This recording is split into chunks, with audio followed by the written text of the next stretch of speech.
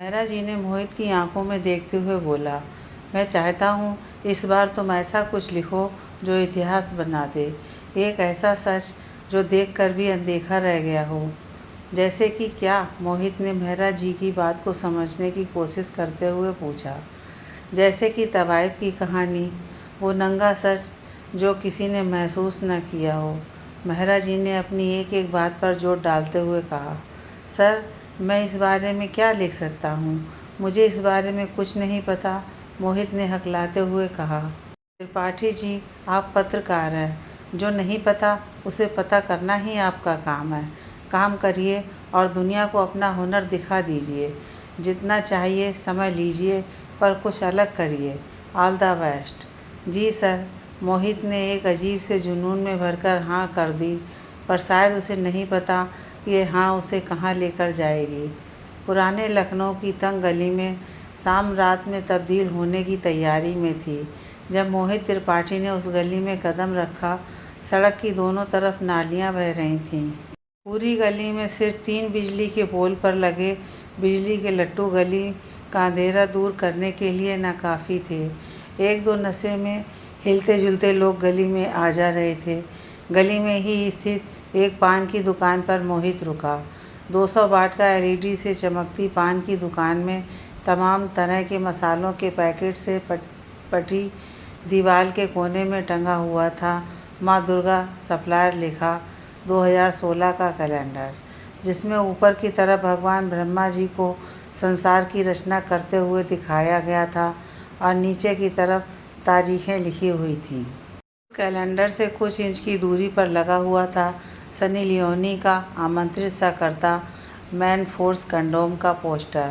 सृष्टि रचना और कंडोम का विज्ञापन एक साथ देखकर मोहित बरबस ही मुस्कुरा उठा। उसने मुस्कुराते हुए पान वाले से महबूब अली के अहाते का पता पूछा।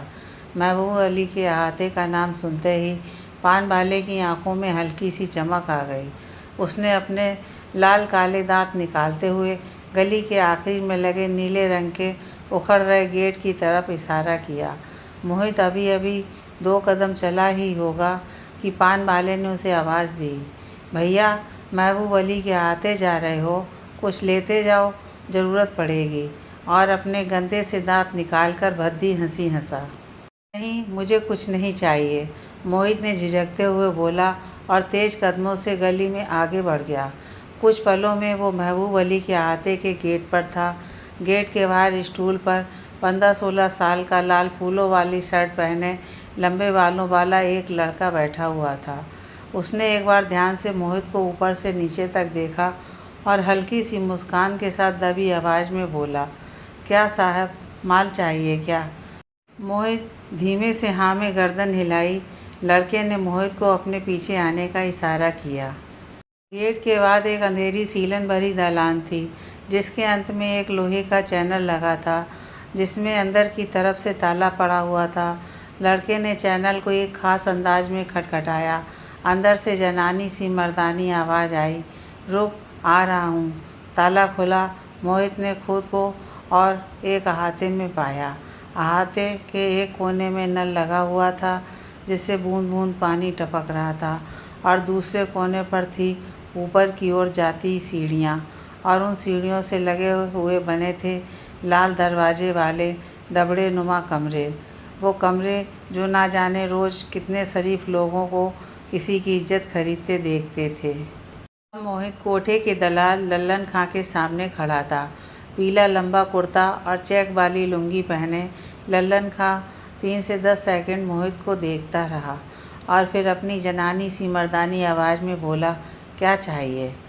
लड़की, मोहित ने अजीब सी घुटती हुई आवाज़ में कहा। मोहित की बात सुनकर लल्लन खां मुँह फाड़कर हंसने लगा, जिस वजह से उसके आगे के 2 टूटे दांतों से पान के मसाले की कुछ बूंदें मोहित की शर्ट पर गिरीं, और हंसते हंसते बोला, बाबू साहब, यह महबूब अली का अहाता है। यहाँ सबको लड़की ही चाहिए होती है, भैंस बकरी नहीं। 1 मिनट सांस लेने के बाद लल्लन खां ने फिर बोलना शुरू किया, बाबू साहब, आज सब लड़कियाँ बुकिंग पर गई हैं, सिर्फ एक ही यहाँ है। 1 घंटे और एक बार 2200 रुपया लगेगा, और अगर कुछ ज़्यादा करेंगे तो अलग से चार्ज लगेगा। मंजूर हो तो बोलो। मोहित ने शर्माते हुए बोला, मुझे कुछ नहीं करना है, सिर्फ बात करनी है। लल्लन खां ने आंखें बड़ी करते हुए पूछा, लेखक हो क्या? मोहित, हाँ क्यों? लल्लन खां, तब तो 2500 रुपये घंटा लगेगा। वो क्या है ना साहब, आप लेखक लोगों से कुछ और तो होता नहीं तो बातें कर लड़कियों का दिमाग और ख़राब कर देते हैं।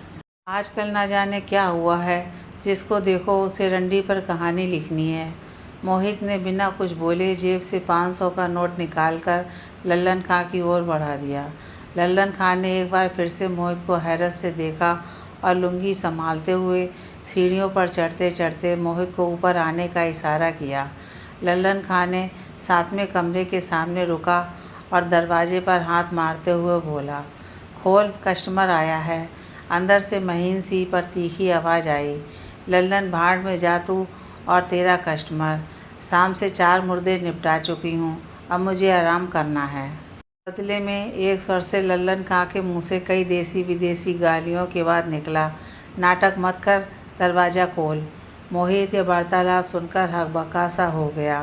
फिर उसने शांत स्वर में बोला, रहने दीजिए ना, अगर मैडम का मन नहीं है तो। अचानक से दरवाज़ा खुल गया और दरवाजे पर खड़ी थी अपने लिए मैडम का संबोधन सुनकर हैरान सी शबनम। 23 साल की शबनम उस समय गहरी गुलाबी रंग की साड़ी में लिपटी थी। छोटा सा लाल रंग का ब्लाउज, हरी बिंदी, सुर्ख लिपस्टिक, गोरा रंग, लंबी नाक और हल्की नीली आंखें जो मोहित पर टिकी थीं। लल्लन खां ने खूंखार सी नज़रों से शबनम को देखा और भद्दी मुस्कान से बोला, बाबू साहब को कुछ करना नहीं है, लेखक है ना, बस अंदर ले जा और 1 घंटे बतिया ले। पता नहीं शबनम क्या समझी और क्या नहीं, बस दरवाजे से एक तरफ हट गई और मोहित ने कोठे के उस डब्बे जैसे कमरे में कदम रखा और शबनम ने दरवाज़ा बंद कर लिया। मोहित दरवाजे की ठीक बगल में रखी लाल रंग की नील कमल की कुर्सी पर बैठ गया और कमरे में चारों तरफ एक सरसरी नज़र डाली। दरवाजे की ठीक सामने वाली दीवार पर एक छोटी सी खिड़की थी जो पीछे उस गली में खुलती थी जिससे निकलती थी बहुत सी नालियाँ। कमरे की दीवारों का प्लास्टर जगह जगह से उखड़ रहा था, जिसे छुपाने के लिए उस पर लगा दिए गए थे अश्लील पोस्टर। कमरे की छत से लटका पंखा चिर चिर की आवाज़ के साथ हल्के हल्के घूम रहा था। बल्ब की हल्की पीली रोशनी में मोहित ने देखा, कमरे की दाईं दीवार से जुड़ा दीवान कम बेड पड़ा है, जिस पर बिछी है लाल गुलाबों वाली सफ़ेद चादर। शबनम बिजली के बोर्ड के पास जाकर रुक गई और मोहित की तरफ देखते हुए पूछा, साहब बत्ती जलने दें या अंधेरे में बात करेंगे? शबनम जी, मेरा नाम मोहित है, हो सके तो मुझे मेरे नाम से ही पुकारिए। और अंधेरा उजाला क्या? मैं कुछ समझा नहीं, मोहित ने शांत स्वर में बोला। शायद पहली बार अपने नाम के साथ में जी संबोधन सुनकर शबनम के चेहरे पर खुशी की मुस्कान आ गई। मोहित बाबू, मतलब ये है कि कुछ लोग रोशनी जलाकर रहना पसंद करते हैं, रोशनी के चलते उनके चेहरे में आईने की तरह मेरा चेहरा नुमायाँ हो जाते हैं, और दूसरे वो जो रोशनी बुझाना पसंद करते हैं ताकि मेरे चेहरे के आईने में उनका चेहरा नुमायाँ ना हो, परछाई ना दिखे, अक्स ना बने।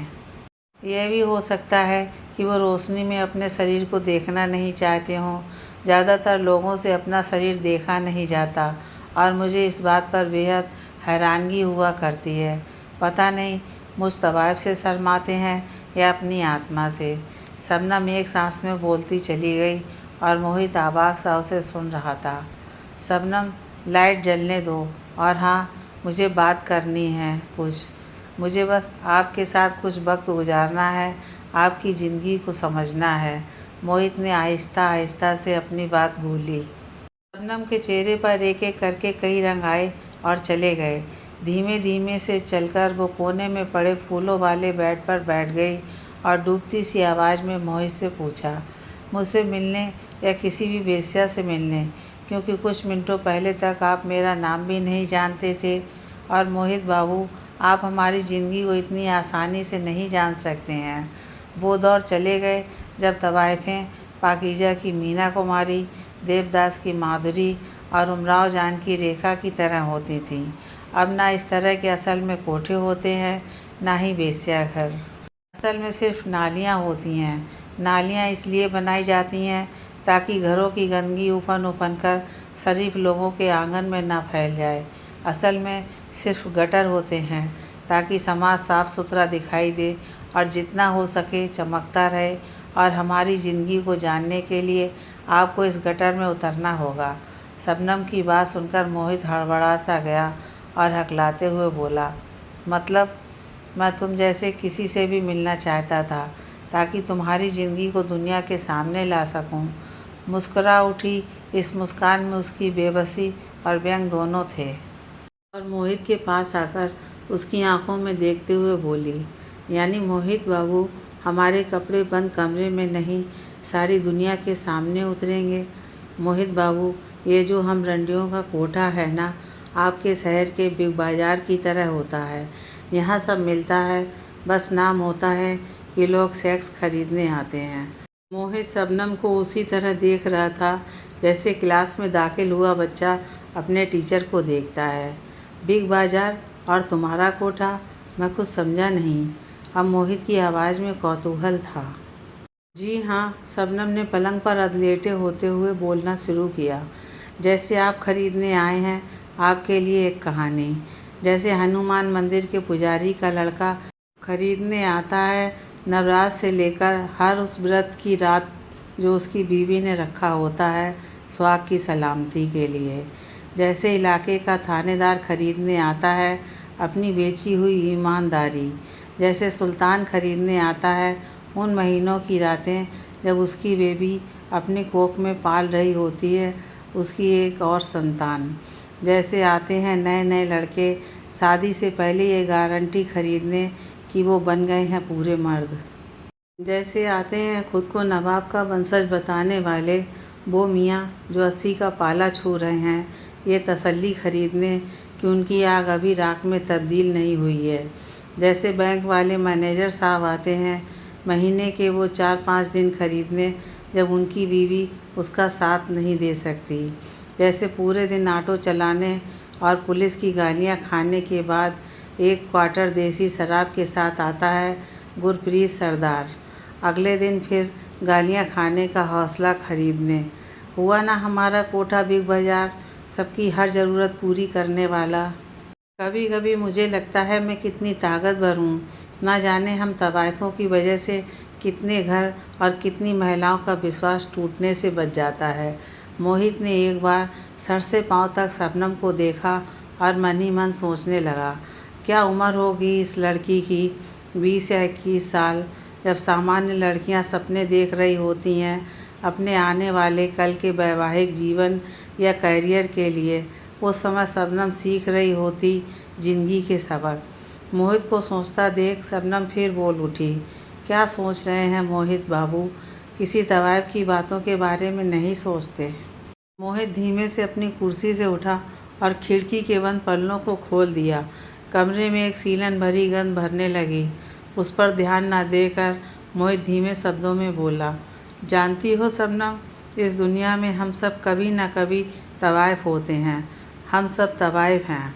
शबनम ने आंखें बड़ी करते हुए बोली, अरे सच, कैसे। मोहित कुछ पल खामोश रहा और फिर बोला, इंसान तब तवाइफ हो जाता है जब वो अपनी बात समझाने के लिए वो उसे लाग लपेट कर कहता है। तब जबकि वो पैसे के लिए अपने दफ्तर में अपने आत्मसम्मान और अपनी खुददारी से समझौता करता है। तब जबकि वो होने की कोशिश करता है जो कि वो होता नहीं है। और ऐसा ही कुछ कुछ। यानी कि मोहित बाबू आप भी तवाइफ हुए, कहकर शबनम हंस पड़ी और फिर दोहराया, मोहित बाबू तवाइफ। और न जाने कितने मिनटों तक अपना पेट पकड़कर हंसती रही। मोहित ने देखा यह निश्चल और मासूम हंसी है जिसने अपने आगोश में कमरे की सारी सीलन और घुटन को ढांप लिया है। कुछ सामान होने पर मोहित ने शबनम से पूछा, जो लोग यहाँ आते हैं वो तुम्हारे बारे में नहीं जानना चाहते हैं। कुछ लम्हे खामोश रहने के बाद एक दर्द भरी आवाज़ में शबनम बोलने लगी, लोग आते हैं अंदर आग भरे और आग के ठंडा होते ही उन्हें याद आने लगती है अपनी बीवियाँ प्रेमिकाएं। उन्हें करना होता है अपने दिए पैसों से खरीदे गए जिस्म का हर तरह से उपयोग, और वो आपकी तरह नहीं होते मोहित बाबू, जो अपने रुपए मेरी कहानी सुनने पर लगा दें। एक बार अपने बारे में थानेदार साहब को उनके ठंडे होने के बाद बताने की कोशिश की थी तो उन्होंने मेरे कूल्हे पर लात मारते हुए कहा था, साली पूरे दिन थाने में कहानियाँ ही सुनता हूँ, तू कोई मेरी घरवाली नहीं है जो तेरी राम कहानी सुनूं। चल जल्दी से अगले राउंड का चित्रहार शुरू कर। मोहित बिना कुछ बोले सिर्फ फटी आंखों से शबनम को देखता रहा और शबनम बोलती रही। एक और बात बताने की कोशिश की थी गुरप्रीत सरदार को तो उसने जलती हुई सिगरेट मेरी छाती में छुआ दिया था और हंसता रहा था डरावनी हंसी। मेरी छाती पर चकत्ता पड़ गया था। मोहित हैरान था कि कैसे कोई किसी को सिगरेट से जला सकता है। तो मुझे अपनी कहानी सुनाओगी? मोहित ने शबनम से पूछा। कहानी जैसा कुछ नहीं है मोहित बाबू। तभी दरवाजे पर दस्तक हुई और लल्लन खां की आवाज़ आई, साहब 1 घंटा हो गया है। फिर आऊँगा कहकर मोहित कमरे से निकल गया। बहुत कुछ था जो शबनम की ज़िंदगी में आज पहली बार हुआ था और दुनिया के बहुत से रंग आज पहली बार मोहित ने देखे थे। कुछ था जो टूट गया था, कुछ था जो जुड़ गया था। आज शबनम अपने पसंदीदा सफ़ेद सलवार सूट और हरी बिंदी में किसी की हवस को नहीं जगा रही थी, बल्कि उसका सौंदर्य रूह को सुकून दे रहा था मोहित को। महबूब अली के हाथे से गए हुए 3 दिन गुजर चुके थे। 3 दिनों में शबनम हर शाम मोहित के लिए तैयार हुई थी। उसने बीती हर शाम सिर्फ़ और सिर्फ मोहित के इंतज़ार में काटी थी। 4 साल में ऐसा पहली बार हुआ था किसी शख्स ने शबनम के जिस्म को नहीं, उसके दिल को छुआ था। पहली बार कोई ऐसा आया था जिसने शबनम को एक तवाइफ नहीं, इंसान माना था। सूरज ने रात के अंधेरे में पनाह ले ली थी और इंसान के बनाए रंग बिरंगे छोटे छोटे सूरज चारों तरफ बल्ब के रूप में रोशनी बिखेरने लगे। तभी शबनम ने जीने पर कुछ कदमों की आवाज़ सुनी। लल्लन खां के साथ मोहित ऊपर आ रहा था। शबनम ने जल्दी से दरवाज़ा खोल दिया। लल्लन खां मोहित को शबनम के कमरे के बाहर छोड़ के वापस नीचे चला गया। शबनम ने पहली बार मोहित को गौर से देखा। गेरुआ कुर्ता, काली जीन्स, लंबा सुडौल बदन, मासूम से गोरे चेहरे पर हल्की सी दाढ़ी, अजीब सा भूरापन और मासूमियत लिए आँखें। मोहित के कपड़ों से आती किसी खास इत्र की खुशबू कमरे को सराबोर करने लगी। शबनम को कुछ पलों के लिए लगा कि स्वर्ग से उतरकर कोई देवता भटकते हुए उसकी गंदी गली के सीलन भरे कमरे में आकर खड़ा हो गया है। कुछ लम्हों तक दोनों के बीच सिर्फ मौन बोलता रहा। फिर शबनम ने मोहित को छेड़ते हुए पूछा, साहब बत्ती जलने दे या अंधेरे में बातें करेंगे? और खिलखिलाकर बच्चों की तरह हंस पड़ी। मोहित हल्की सी मुस्कान के साथ शबनम की हंसी को अपनी रूह में समाते महसूस करता रहा। फिर से उसने धीमे से शबनम को दीवान पर बैठने का इशारा किया और खुद नील कमल की लाल वाली कुर्सी को आगे करके बैठ गया। मोहित ने अपना दाहिना कांपते हुए हाथ से शबनम के हाथ को थाम लिया। उसको शर्माते देख शबनम को बेपनाह हैरानी हुई। भला तवाइफों से भी कोई शर्माता है क्या? मोहित ने धीमी सी आवाज़ में बोलना शुरू किया। शबनम, मैं जानता हूँ कि कोई भी नारी अपना बस रहते हुए कभी पैसों के लिए अपने आप को समर्पित नहीं करती है। अगर वो ऐसा कर रही है तो समझ लो अब उसके पास कोई आधार नहीं है और हम पुरुष उन गिद्धों के समान हैं जो किसी लाश को देखकर उसके चारों ओर जमा हो जाते हैं और उसे नोच नोच कर खाते हैं। मैं जानना चाहता हूँ शबनम, क्यों तुम आज यहाँ हो? आखिर कौन है इसका जिम्मेदार? शबनम की आंखों में ना चाहते हुए भी एक नमी तैर गई। पहली बार किसी ने उसके अतीत में झांकने की कोशिश की थी। एक मुद्दत से वो किसी के साथ बांटना चाहती थी अपना अतीत, और जब कोई उसके जिस्म में नहीं उसके स्याह दिल में उतर जाना चाहता था तो उसके शब्दों ने साथ देने से मना कर दिया था। शबनम ने भीगे शब्दों में कहना शुरू किया, मोहित बाबू, इस दुनिया में कई सारी चीज़ों का होना गुनाह है, जैसे लड़की होना, और उससे बड़ा गुनाह खूबसूरत होना, और सबसे बड़ा गुनाह गरीब होना। हमारे साथ ये तीनों बात थी। शबनम धीरे धीरे अपनी राव में आकर बोलने लगी थी। समस्तीपुर बिहार जिले के एक छोटे से गांव में एक छोटे से गरीब किसान की सबसे बड़ी लड़की थी मैं। मेरे बाद 3 और बेटियों ने बाप की कमर को और झुका दिया था। माँ की जिद पर बाप ने सरकारी स्कूल में नाम लिखवा दिया। जानते हैं मोहित बाबू, मुझे कला बहुत पसंद थी। किसी के चेहरे को हूबहू कागज़ में उतार देती थी। शबनम के चेहरे पर बीते दिनों का अश्क दिखने लगा था। मैं 10वीं जमात में थी और कला का ही इम्तिहान देकर घर वापस आ रही थी। तभी ब्लॉक प्रमुख जी के लड़के ने अपने 2 दोस्तों के साथ अपनी बोलेरो में डालकर हमें पंचायत भवन ले गया और सबने कई बार गलती की। हाँ, मेरा बलात्कार गलती ही तो थी उनकी। थानेदार, ब्लॉक प्रमुख और फिर मेरे खुद के बाप ने भी यही बोला था। लड़के हैं, गलती हो जाती है। शबनम का चेहरा गुस्से से लाल होने लगा था पर वो बोलती रही और उनकी गलती ने मुझे रंडी बना दिया। थानेदार ने समझाया था बाप को कि अभी 3 लड़कियां और भी हैं, उनका सोच। बड़े लोग हैं, उनसे उलझने से कुछ नहीं होगा। पैसे लो, बात खत्म करो। और मोहित बाबू, पंचायत भवन में हुआ बलात्कार थाने में समझौते में बदल गया। मेरी कीमत लगी 50,000 रुपये।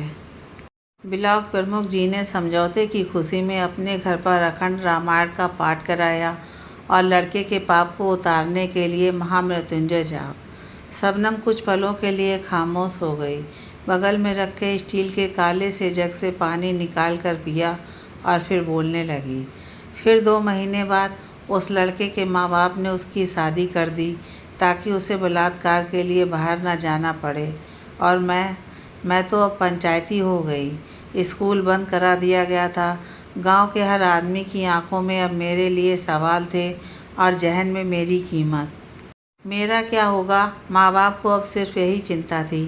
तभी एक दलाल एक खरीदार लेकर आया।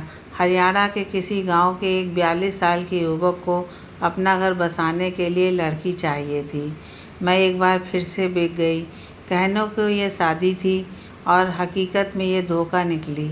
हरियाणा वाले ने 20 दिन मुझे घर में रखने के बाद बम्बई के डांस बार वाले को बेच दिया और डांस बार वाले ने बार बंद होने के बाद एक कोठे वाले को। बस तब से अब तक बिक ही रही हूँ मोहित बाबू। हाँ, खुद को बेचने से जो पैसा मिलता है उसे बचाकर घर भेजने लगी हूँ ताकि फिर मेरी किसी बहन को बिकना ना पड़े। माँ बाप सब खुश हैं। अब तो कोई फ़र्क नहीं पड़ता है खुद के बिकने से। शबनम खामोश हो गई। उसकी आंखों में नमी के चंद कतरे थे। मोहित के होंठ कुछ कहने के लिए हिले पर उनसे आवाज़ नहीं निकली। ना जाने कितनी देर तक मोहित आंखें बंद किए कुछ सोचता रहा और फिर बोला, शबनम, एक चुटकुला सुनोगी? हाँ, सुनूंगी। तो सुनो, दिल थाम कर बैठिए और सुनिए। दुनिया का सबसे छोटा और मज़ेदार चुटकुला। पैसा। चुटकुला खत्म और अब हंसो। हा हा हा। हंसते हंसते वो बिस्तर से नीचे गिर पड़ा और शबनम को समझ ना सकी। होना तो ये था कि शबनम की ज़िंदगी और तवायब की हकीकत को देख और समझ लेने वाले मोहित को अपने लेख के लिए पूरा मसाला मिल चुका था और अब उसे कोठे पर आना बंद कर देना चाहिए था। पर मोहित का कोठे पर शबनम के पास आना बंद नहीं हुआ। अब तो वो लगभग रोज़ ही अपनी हर शाम शबनम के साथ गुजारने लगा था। लल्लन खां से लेकर गेट वाले लड़के तक सबसे मोहित की हल्की सी दोस्ती हो गई थी। एक दिन मोहित ने शबनम को बताया था कि वो अब तवायब की ज़िंदगी पर कहानी नहीं लिखेगा क्योंकि वो नहीं चाहता था कि वो शबनम को चर्चा का विषय बनाए और उसे बेचे। अजीब बात यह है कि खुद को बेचना ही तो शबनम का रोज़गार था, पर फिर भी वो ऐसा सोचता था। खैर, उसने अपनी कहानी तो बंद कर दी थी, लेकिन उन दोनों के दरमियान कोई नई कहानी बननी शुरू हो गई थी। पता नहीं क्यों मोहित शबनम को प्यार कर बैठा था और इसे एक रिश्ते का नाम देना चाहता था। उसे समाज, परिवार, किसी की परवाह नहीं थी। पर शबनम जानती थी एक तवायब सिर्फ तवायब होती है और किसी पुरुष से उसका रिश्ता सिर्फ जिस्म और पैसे का होता है। पर शबनम ने अपना जिस्म भले ही कितनी बार कितने लोगों को सौंपा हो, पर दिल मोहित के हवाले किया था, क्योंकि इस रिश्ते में जिस्म की बात नहीं थी, यह रूह से रूह का जोड़ता रिश्ता था। अपनी अंतिम मुलाकात में मोहित ने अपनी इकलौती उंगली में फंसी अंगूठी को उतारकर शबनम की उंगली में पहना दिया था और पहली बार उसने शबनम का माथा चूमा था।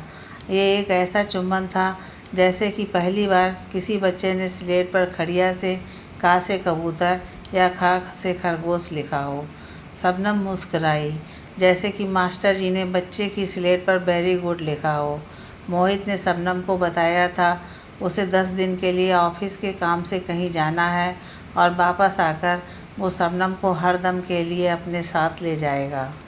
शबनम और मोहित साथ साथ कुछ सपने संजो बैठे थे। उसी रात लखनऊ से वापस अपने कानपुर लौटते समय आने वाले कल के ख्वाबों में गुम मोहित की बस कब सामने आते ट्रक से लड़ गई थी, मोहित जान ही न सका। धीरे धीरे मोहित अपनी चेतना खोने लगा और सब अंधेरे में डूब गया। मोहित ने धीमे धीमे अपनी आंखों को खोलने की कोशिश की, पर तेज़ सफ़ेद रोशनी उसकी आंखों में इतनी तेज़ी से लगी कि उसने दर्द के मारे फिर आंखें बंद कर लीं। उसने धीमे धीमे कुछ लोगों को बात करते सुना तो जाना कि वो अस्पताल में है। बेहतर इलाज और डॉक्टरों की 27 दिन की अथक मेहनत ने मोहित की सांसों की डोर को टूटने नहीं दिया था।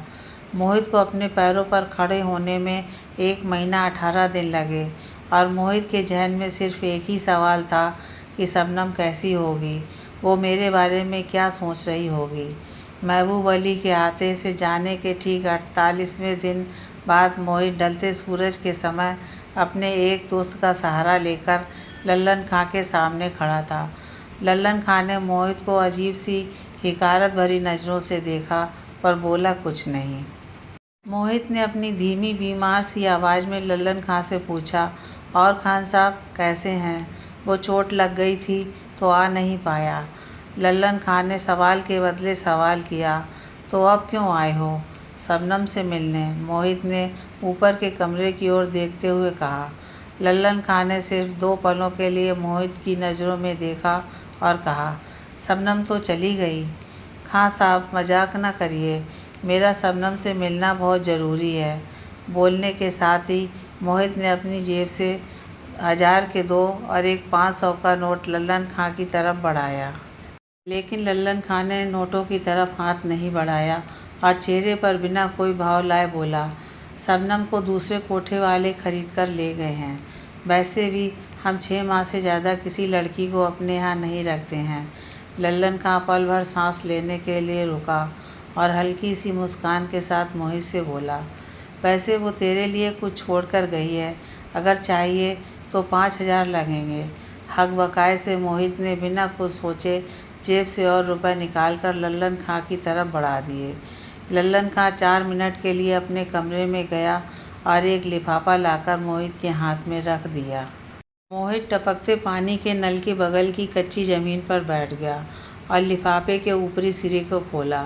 लिफाफे से सरक कर शबनम के पीले फूलों वाला सूट पहने एक तस्वीर ज़मीन पर जा गिरी, जिसे मोहित ने जल्दी से उठाया और नम आँखों से तब तक देखता रहा जब तक उसके साथ आए दोस्त ने उसके कंधे पर अपना हाथ नहीं रखा।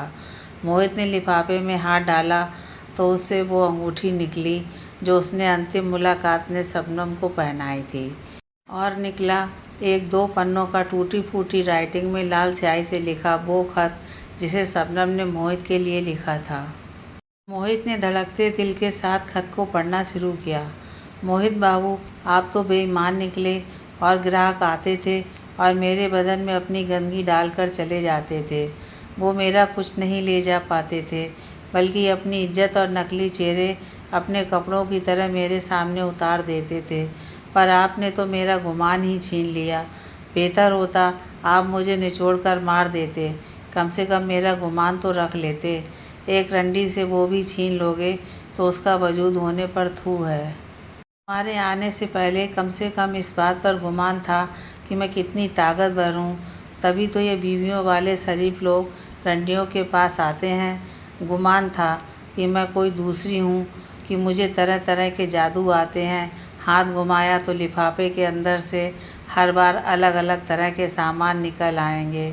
मुर्गी का अंडा, खुद मुर्गी, उजले पंखों वाला कबूतर, बिना सर की लड़की, प्लास्टिक के फूलों का गुलदस्ता और ना जाने क्या क्या। जानते हैं मोहित बाबू, आपके उस दिन जाने के बाद से मैंने पूरे 12 दिन तक कोई ग्राहक नहीं निपटाया। लगता था मन से तन तक सारा हक आपका है। भूल गई थी हम तवायफों का खुद के ऊपर कोई हक नहीं होता है। दल्ला मुझसे रोज़ कहता रहा कि आप नहीं लौटेंगे। अब साली एक दिन तू भी कहीं की नहीं रहेगी। इन लेखकों बेखों से दूर रहा कर। सालों से और कुछ तो नहीं जाता तो रंडियों से बातें करने चले आते हैं। पर मोहित बाबू, मैं इंतज़ार करती रही। पूरे 1 महीने तक इंतज़ार किया आपका, हर दिन हर पल, पर आप नहीं आए। दल्ले से मांगकर आपको उस नंबर पर फ़ोन भी किया था जो आपने आखिरी बार मुझे दिया था, पर वो नंबर भी आपकी तरह उपलब्ध नहीं था। तो मैं तैयार हो गई किसी दूर शहर के किसी गंदी गली में बसे किसी अंधेरे कोठे के सीलन भरे कमरे में कुछ नए ग्राहकों के लिए। क्या करती? जैसे आप मर्दों की जिस्म की भूख इंतज़ार नहीं करती, वैसे ही हमारी पेट की भूख इंतज़ार नहीं करती। मोहित बाबू, आप मुझसे शादी भी कर लेते तो क्या होता? मैं तब भी तवाइफ ही रहती। आपने आकर मुझे फिर से जिला लिया था मोहित बाबू। आपको तो मालूम होगा ना कि कैसी बेरंग दुनिया है मेरी। दीवारों का रंग उड़ा हुआ, जाने कब आखिरी बार पुताई हुई थी। स्याह लगता है सब, बस एक छोटा सा रोशनदान जिसमें धुंधली फीकी रोशनी गिरती रहती थी, और ठंड की रातों में कोहरा। लोग भी तो वैसे ही आते थे, बदरंग, जिन्होंने सुख की उम्मीद भी सदियों पहले छोड़ दी थी। कैसा बुझा हुआ सूरज दिखता था उनकी आंखों में। वो काली रातों के लोग थे। दिन में उनकी शक्लें पहचानना नामुमकिन है, मगर दिन में तो शायद मैं खुद को भी नहीं पहचान पाती। कैसा होता है दिन का उजाला, आपको तो मालूम भी ना होगा। आपके जाने के बाद हर रोज़ मैं कोरे कागज़ से आपकी तस्वीर बनाती थी, बिल्कुल हूबहू आप जैसी, और उन तस्वीरों को अपने गद्दे के नीचे बिछा देती थी। कोई भी कस्टमर हो, तुम्हारे होने का धोखा होता तो तकलीफ़ थोड़ी कम हो जाती। इसकी रोकने में थोड़ी परेशानी कम होती, मगर जल्दी ही मैं फिर से चुप होकर रोना सीख जाऊंगी। यूँ भी अंधेरे में किसी महसूस होती हैं हिचकियाँ। ठंडी बियर की 2 बोतल अंदर जाने के बाद क्या अंदर क्या बाहर, दुनिया पिघल जाती है बस उतने में। नसों में बहता है धीमे धीमे, दर्द की चुभन होती है धीरे धीरे। कौन थे आप? क्यों आए थे मेरी ज़िंदगी में? इस धोखे के बदले मुझे मेरी कोख में अपना एक बच्चा दे जाते तो शायद मुझे इस नर्क से निकलने का एक रास्ता, एक बहाना मिल जाता। मोहित बाबू, आपकी दी अंगूठी लौटा रही हूँ, पर हो सके तो इसे अब किसी और शबनम को मत देना। अपनी तस्वीर आपके लिए इस वजह से छोड़ जा रही हूँ कि कभी मेरा चेहरा भूलने लगे तो याद कर लेना। ले जा रही हूँ तो आपकी बातें और यादें, आपका इकलौता चुम्बन और आपका वो रुद्राक्ष का माला जो आप गले में नहीं हाथ में लपेटते थे, और एक दिन उसे आप मेरे पास भूल गए थे। अजीब है ना, आपकी याद के रूप में रुद्राक्ष का माला, वो भी एक तवाइफ के पास। आपसे कभी कहा नहीं, धंधे का उसूल है, मगर भटके हुए मेरे मालिक, मुझे तुझसे प्रेम हो गया था, बेपनाह इश्क। ये जानते हुए भी ये लफ्ज़ भी तवाइफ के लिए हराम है। खुदा आपको बरकत और खुशियाँ बख्शे। अलविदा आपकी तवाइफ। मोहित के हाथ कांपने लगे, हाथ में थमा खत फड़फड़ाने लगा। आंखों से आंसू की एक बूंद निकलकर खत पर गिरी और वहाँ की स्याही फैल गई। मोहित किसी हारे हुए जुआरी सा महबूब अली के हाथे से निकल गया। उसके बाद मोहित कहाँ गया, किसी को नहीं पता। और आज लगभग 6 साल बाद मैं डलहौजी के एक शानदार लकड़ी के बने घर में अपने 6 साल पहले खो गए अजीज दोस्त मोहित से उसकी ही बीती ज़िंदगी का फसाना सुन रहा था। और यकीन मानिए, उसकी कहानी सुनते सुनते मेरी आंखों में भी नमी आ गई थी। मोहित से मिलना इत्तेफाक मात्र था। मैं अपनी छुट्टियां बिताने के लिए डलहौजी आया था, और मैं जिस होटल में रुका था उस शानदार होटल का मालिक मोहित ही था। 6 साल बाद मोहित से मिलना किसी ख्वाब के पूरे होने जैसा था। मोहित जिद करके मुझे अपने घर ले गया और करीने से सजे अपने ड्राइंग रूम में मुझे अपनी कहानी सुनाता रहा। तभी घर का दरवाज़ा खुला और हरी साड़ी में एक निहायत ही खूबसूरत महिला ने एक छोटी सी मासूम बच्ची के साथ ड्राइंग रूम में प्रवेश किया। मोहित हल्की सी मुस्कान लिए उस महिला की तरफ मुखातिब होते हुए बोला, इनसे मिलो, ये मेरे कानपुर के दोस्त मृदुल हैं। पहले हम साथ में ही काम करते थे। और फिर मेरी तरफ देखकर बोला, और मृदुल, यह है मेरी पत्नी सबो यानी शबनम, और ये मेरी प्यारी सी बच्ची इनायत। मैं कुछ पलों तक हैरानी का बुत बना, सिर्फ तीनों को देखता रह गया। मोहित मेरी हैरानी समझ गया। शबनम भाभी किचन में मेरे लिए नाश्ते का प्रबंध करने चली गईं। इनायत वहीं खेलने लगी और मोहित ने फिर से कहना शुरू किया, पता है दोस्त, वो शाम कोटे से निकलने के बाद तन के साथ साथ मैं मन से भी टूट गया था। शबनम के बिना ज़िंदगी रुक सी गई लगती थी। एक अपराध बोध था जो मुझे हर पल मार रहा था। शबनम के खत में लिखी एक एक बात हर पल मेरे कानों में गूंजती रही थी। सब खत्म सा हुआ लगता था। खुद से लड़ता हुआ मैं दूसरे दिन फिर से महबूब अली के हाथे जाकर लल्लन खां से मिला। उससे रोया, उस दलाल के पैर पकड़ लिए। तब उसने 15,000 के बदले मुझे सतना के उस कोठे का पता दिया जहाँ शबनम को ले जाया गया था। कुछ पल कमरे में चुप्पी छाई रही और फिर मोहित ने बोलना शुरू किया। 2 महीने की मेहनत और अपना प्लाट गाड़ी सब बेचने के बाद मैंने शबनम को उस दलदल से आज़ाद करा लिया, हमेशा हमेशा के लिए। हमने मंदिर में शादी कर ली, पर हम जानते थे समाज और धर्म के ठेकेदार हमें जीने नहीं देंगे, तो हमने यहाँ अपनी एक छोटी सी दुनिया बसा ली। शबनम ने आर्ट और डांस का छोटा सा स्कूल खोल लिया और मैंने होटल का काम शुरू किया, और आज मैं अपनी सब्बो और बच्ची के साथ इस जहां में सबसे खुशहाल इंसान हूँ। शबनम भाभी ने नाश्ते से पूरी टेबल सजा दी थी और मोहित के बगल में आकर बैठ गई थी, और मैं हैरान सा दुनिया की वो सबसे खूबसूरत जोड़ी देख रहा था जिनके प्रेम ने एक नई इबादत गढ़ दी थी। दूर कहीं बज रही जगजीत सिंह की गज़ल के बोल कानों में पड़ रहे थे। जिस बात नहीं थी उनके दिल तक जाना था। लंबी दूरी तय करने में वक्त तो लगता है, और मैंने उठकर मोहित को गले लगा लिया।